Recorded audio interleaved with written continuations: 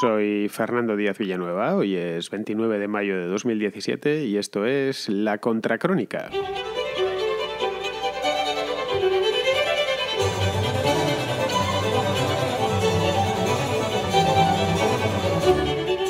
Ayer Angela Merkel, la canciller de Alemania, dio un mitin en Baviera, lo cual es una cosa bastante normal, en Múnich, muy cerquita de Múnich, al este de Múnich, a unos afiliados de la CSU, que es el partido hermano de la CDU, es como la CDU regional en Baviera. Fue algo festivo, cervecero, así informal, ¿no? Están ya de pre-campaña, las elecciones son en el mes de septiembre y están los políticos alemanes pues dejándose caer por las cervecerías y por las campas. A los alemanes son muy de beber las fiestas de la cerveza y se aproxima el verano. El verano en Alemania es una delicia y tienen que ir a estos actos que donde no les vemos nunca jamás entre elecciones y elecciones.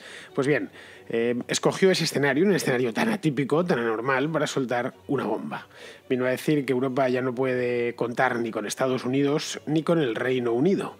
Dijo que Europa está sola y que sola tendrá que vérselas. Fueron unas palabras, como podéis ver, muy gruesas. Ayer las llevaba toda la prensa, por lo menos la prensa internacional. Pues la verdad, tienen solo esas dos frasecitas, ya tienen muchísima chicha. La verdad es que es la primera vez que un canciller de la RFA, de la República Federal de Alemania, dice esto desde que existe la República Federal de Alemania, para que os hagáis una idea. Esto de que estamos solos y que no podemos ya contar con los Estados Unidos. La República Federal de Alemania, como bien sabemos, nace a rebufo de la Segunda Guerra Mundial dentro de la zona ocupada, entre otros por el Reino Unido y por los Estados Unidos. Esto nos viene a decir dos cosas. Una, que el vínculo transatlántico no está roto, pero no atraviesa precisamente sus mejores momentos. Y la otra es que Europa, para depender de ella misma, tendrá también que defenderse ella misma.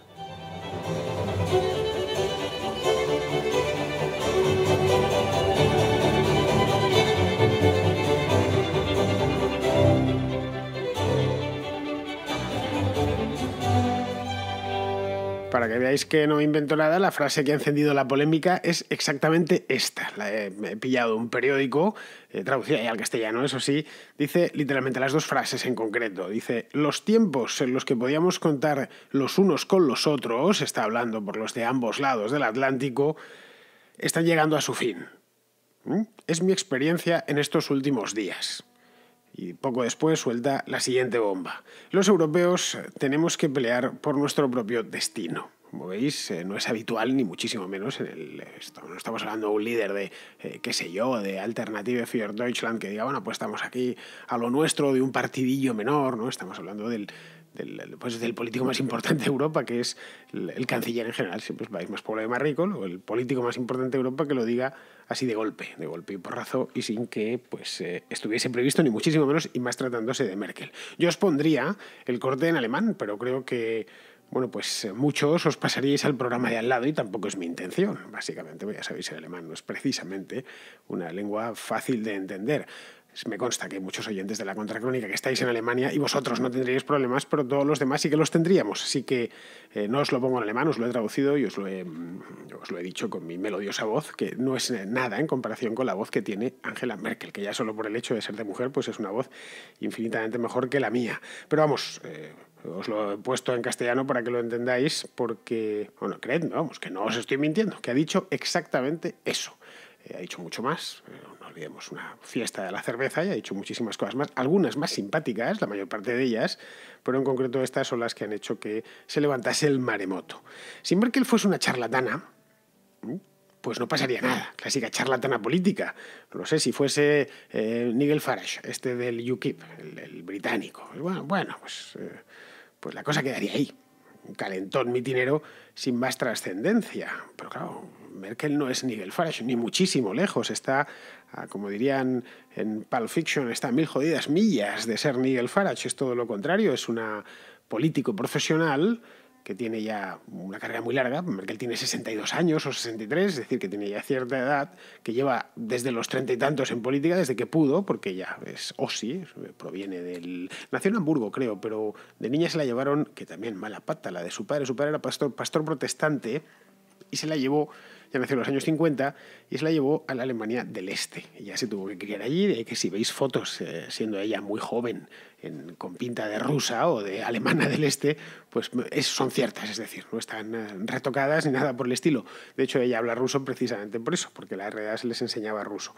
Es una política muy profesional, creo que no ha dado ni un mal titular malo, ni un mal titular en sentido estricto, ya lleva de canciller o cancilleresa desde el año 2005, es decir, ya 12 años, y ha sido una balsa de aceite en Alemania. La quieren mucho, todo hay que decirlo, la llaman Mutti, que es algo así como madre o madrecita o mamita, porque tiene, aparte de su aspecto maternal, a la vista está, ¿no? Y más que verlo, es la típica, arquetípica madre alemana, pues los alemanes o el alemán medio se siente bastante protegido por ella, por lo menos durante estos 12 años. Es una mujer que mide mucho sus palabras, que muy pocas veces o ninguna se columpia. Si buscáis declaraciones de Angela Merkel, en 12 años no veréis o no escucharéis prácticamente ni una voz más alta que la otra, por lo que ayer, domingo, se preguntaba a todo el mundo, por lo menos toda Europa, y parte de los Estados Unidos, era por qué había dicho eso, por qué razón,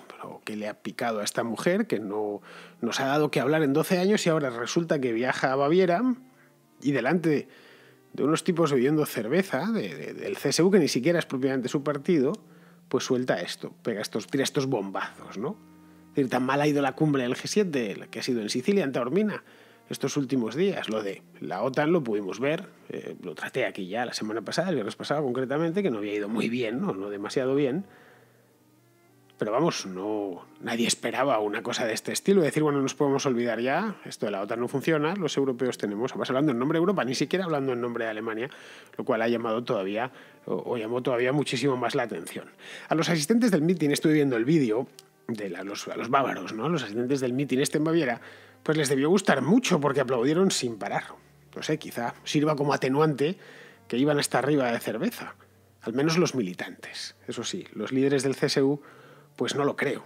No sé, porque Horst Seehofer, que es el ministro presidente de Baviera y a la vez líder del CSU, ya digo, el CSU es una especie de... es la federación bávara es un partido aparte, eso sí, la Federación Bávara del CDU, aunque es un partido aparte y por lo tanto puede separarse en cualquier momento. Pues bien, Seehofer, aunque tenga cara de borrachín, y si le buscáis en internet veréis que tiene cara de borrachín, pues yo probablemente, estoy seguro de que no lo es. No llega uno tan lejos empinando el codo. Y Baviera no es ninguna tontería, es la región más rica de Alemania. Seehofer se las tuvo pero se las tuvo tiesas, hace solo un par de años con Merkel, a causa de la crisis de los refugiados. Los que sigáis la actualidad alemana, acordaos, estuvieron a puntito de separarse. De separarse los dos partidos, quiero decir, porque prácticamente todos esos refugiados, si no todos, entraron a través de Baviera. Baviera es la región que hace frontera con Austria. Y los refugiados sirios llegaron en el verano de 2015 a través de los Balcanes. Luego subían esas hordas de gente, ¿no? Esas manadas de gente que subían, acordaos que subían por lo que había sido Yugoslavia, pues cruzaron a Austria y de ahí entraron en Alemania a través de Baviera. Y esto, pues, el presidente de Baviera no lo vio bien y tuvieron sus más y sus menos, bastante menos que más durante aquel momento. Hoy las cosas parece que están más tranquilas, han pasado 2 años ya, la crisis se superó hace bastante tiempo, pero Merkel necesita a Baviera para ganar las elecciones. Es un feudo cristiano-demócrata desde siempre. Es decir, que los bávaros siempre han sido muy de derechas. Cualquiera que viva en Alemania o que no digamos ya si vive en Baviera lo sabe perfectamente, mejor que nadie. Y además es el segundo estado más poblado y, como ya he dicho, el estado más rico. Es decir lo que dijo delante de Seehofer, pues es sinónimo de decirle que aquello no va a volver a suceder. Que no se va a encontrar otra vez con el mismo problema de los refugiados. Y que no va a volver a suceder porque a partir de ahora los alemanes van a ser dueños de su propio destino. Un destino europeo, cierto es, un destino propio de los europeos, no solo de los bávaros, ni siquiera de los alemanes, en el que van a mandar, eso sí, los alemanes. Se va a acabar esto de tener que templar gaitas con unos y con otros y con el que dirán más allá de los lindes o de los límites de la Unión Europea.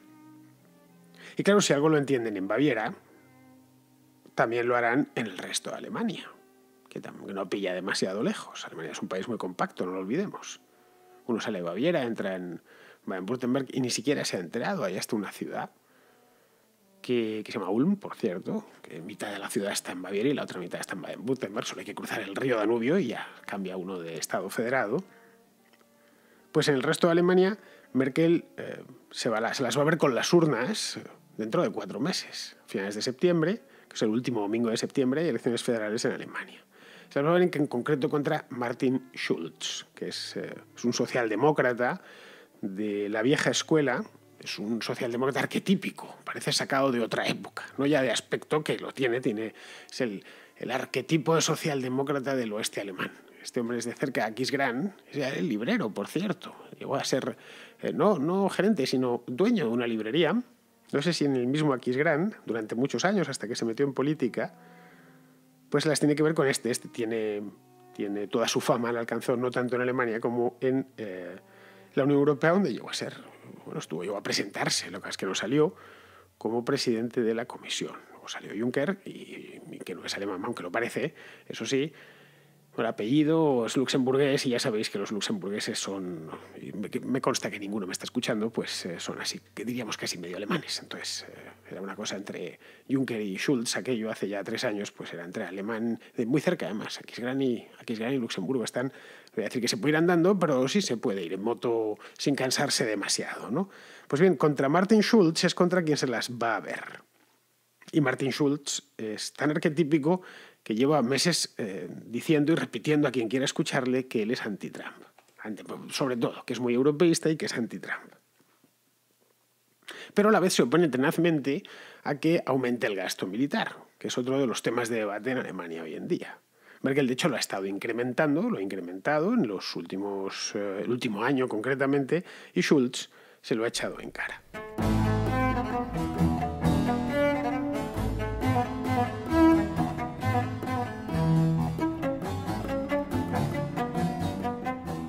Y es en este punto donde aparece el problema, porque si Schulz es muy europeísta y muy anti-Trump, pero por el otro lado no quiere aumentar el gasto en defensa, pues no quieres estar con los Estados Unidos, pero tampoco quieres que nos defendamos solos, porque la relación con Estados Unidos, aparte de una relación comercial muy sustanciosa y beneficiosa para ambas partes, también es una relación militar.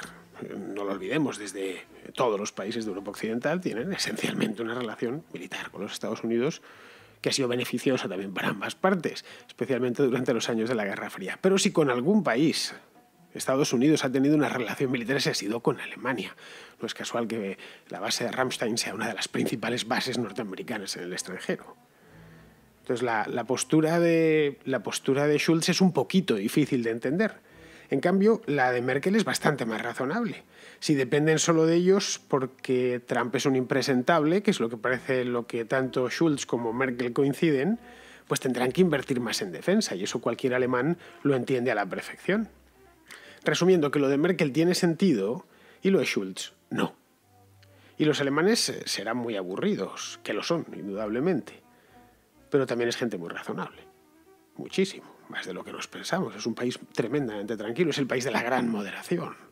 Los que viváis ahí en Alemania lo sabréis. Es difícil ver una discusión por política, hasta incluso en televisión hay unas formas casi versallescas, y no porque las fuercen, simplemente porque son así, evitan todo tipo de radicalismos y hacen bien, porque el radicalismo, al menos en su historia, pues les sentó bastante mal. La cuestión es que si Alemania se embarca en un proyecto similar, es decir, que un proyecto de aumentar el gasto militar, de llegar al ese 2% famoso del PIB en gasto militar, de mirar a los Estados Unidos con otra cara, no romper obviamente, eso no lo ha dicho Merkel en ningún momento, pues otro lugar donde quiere que le oigan es en París. O si quien dice en París dice en Roma o dice en el mismo Madrid, que son sus 3 principales aliados. Los 3 países que después de Alemania, bueno, estaba Reino Unido, pero ya no está la Unión Europea, en cuestión de población y de PIB, tiene que buscar su acuerdo. Y quiere que oigan, está especialmente, bueno, más que ningún otro, pero estos 3. Sin señalarles con el dedo, obviamente, que eso sería de muy mal gusto. Bueno, pues que sepáis que tenemos que gastar más y solo valemos por nosotros mismos. En concreto, países como España, pues ya lo dije el otro día, gasta muy poco en porcentaje del PIB en defensa.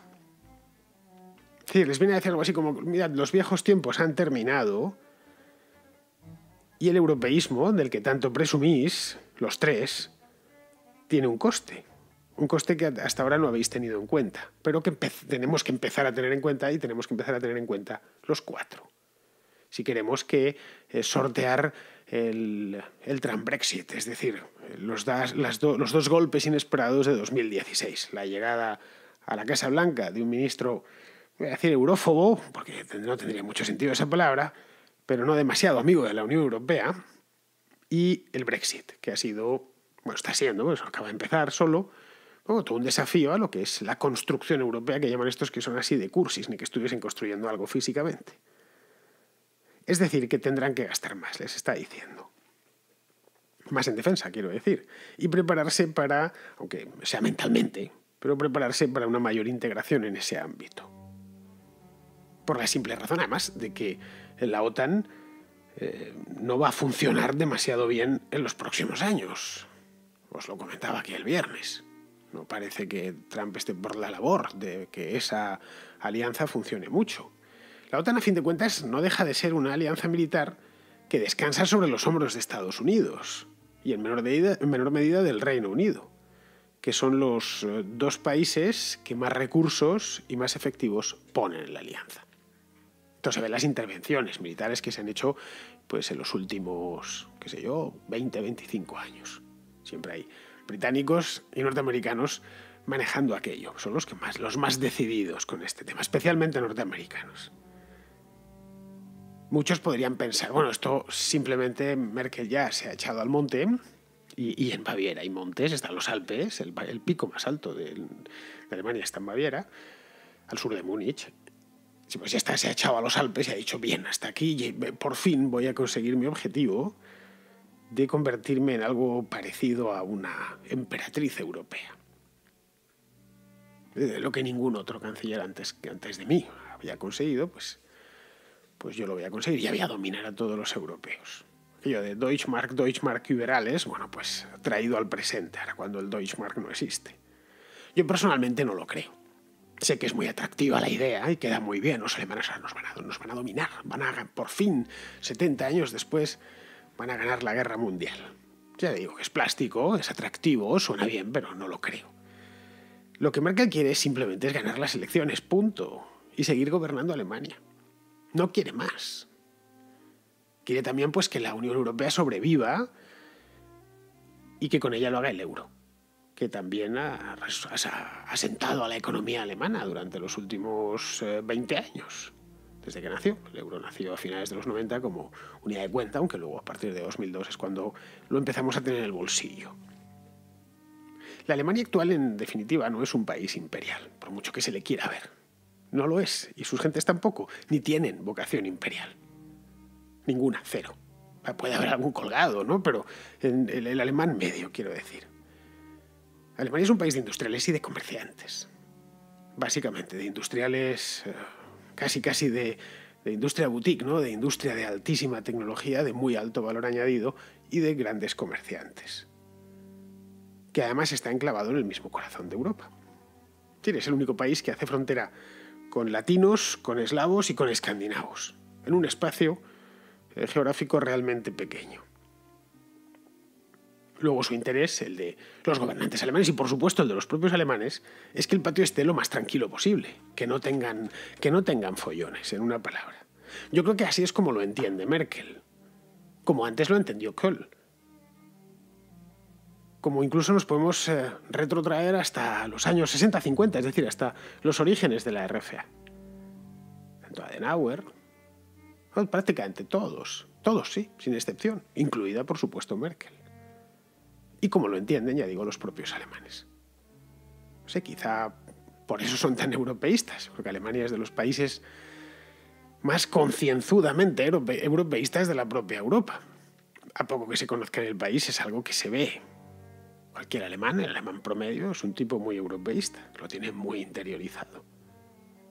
Nunca ha terminado de arrancar, ni siquiera Alternativa por Alemania ha terminado de arrancar allí.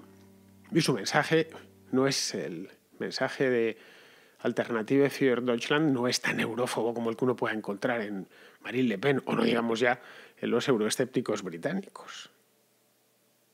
Es decir, que no creo que haya motivo para la alarma, en una palabra, que no va a pasar nada especial. Merkel hará lo que vienen haciendo los cancilleres de la República Federal de Alemania desde 1949, que es cuando se fundó esa república.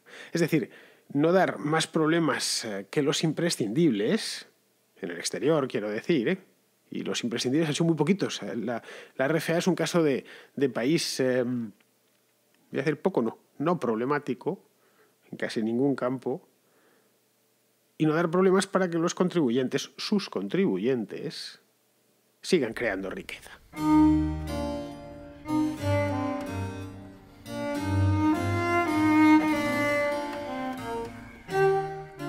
Resulta que Rafa, que es un oyente de la Contracrónica que vive en Londres, pues estaba escuchando el otro día, bueno, la otra semana, porque este mensaje es un pelín antiguo, pues estaba escuchando una contra de hace ya bastante tiempo, iba a decir del mes de abril, pues sí, del mes de abril, exactamente. Y descubrió, mientras la escuchaba, algo que estaba muy a la vista, bastante a la vista, pero que no todo el mundo supo ver en su momento. Estaba escuchando una contra ya un poco antigua, que es la de las 3 muertes de Esperanza Aguirre.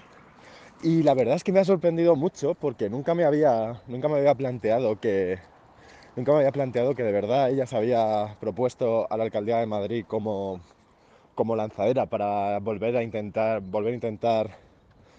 ser líder del PP. Y una vez que lo dijiste me pareció que tenía mucho sentido, porque eso, veías por qué enfocó tanto la campaña electoral en una dualidad entre Podemos y PP, que fue al final por lo que acabó perdiendo, pienso yo. Y no sé, por qué ella había sido tan belicosa contra Podemos. Y no sé, me pareció un audio muy guay y muy esclarecedor. Pues sí, Rafa, fue así. Esperanza Aguirre es eso que los cursis llaman una político de raza, ¿no? Y que yo prefiero denominar un yonki del poder.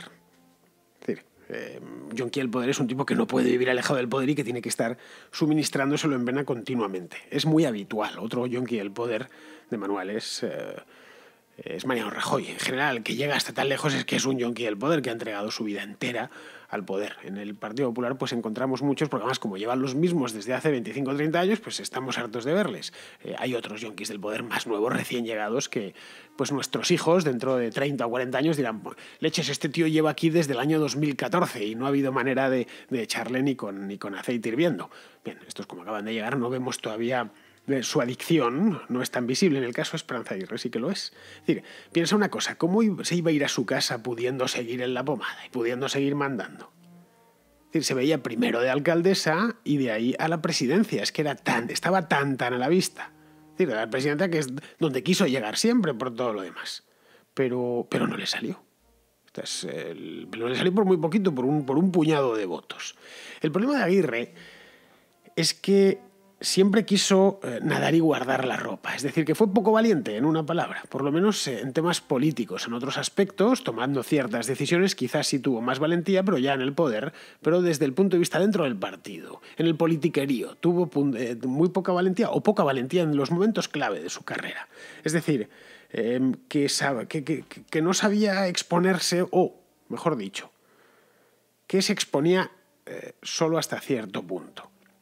Esto lo vimos muy bien en el Congreso de Valencia, el famoso Congreso búlgaro del año 2008. Y no, caray, en política, como todo en la vida, prácticamente en todos los ámbitos de la vida, hay que jugársela. Y si te caes, te levantas. Pero que la caída sea limpia y heroica. Eso lo va a descontar el que se ha caído, lo ha intentado, no le ha salido bien y es como el que se cae a un río de aguas bravas. Bueno, pues las va a pasar canutas, va a salir por la orilla agotado, exhausto, pero se va a ganar el respeto de todos los que estaban allí. Bueno, este tipo se ha tropezado, se ha escurrido y se ha caído al río, pero ha salido y ahí le tenemos. Pues en la vida un poco es lo mismo. Y no como le ha terminado sucediendo al final, en el que ha caído y ha caído a la vista hasta que ha caído, y ya no se va a poder levantar, porque ha caído de manera vergonzosa. Es decir, de esta, en una palabra, Esperanza Aguirre no sale. Muy bien, continuamos. En la Contracrónica, es decir, en este programa, normalmente, siempre hasta ahora me han preguntado a mí. esta sección, la contrarréplica, hasta que meto ya al final del programa, porque tengo muchas preguntas y me gusta sacarlas todas, pues eso es lo habitual, ¿no? Lo de siempre. Pero claro, lleva ya pues un mes tranquilamente Pizarro regalándonos diariamente un comentario y claro, pues empiezan a preguntarle a él, lo cual me parece fantástico, porque ya empieza a repartirse el trabajo de las respuestas.